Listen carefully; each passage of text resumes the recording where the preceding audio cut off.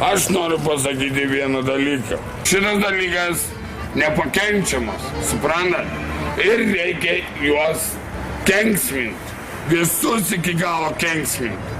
Nes visi Seimo nariai tik jums darys tą patį, ką ir darė. Jie voks iš jumis, iš jūsų pinigus, po velnių mus invalidus, vargšus padarys taip, kad po velnių mes tapsime negerai.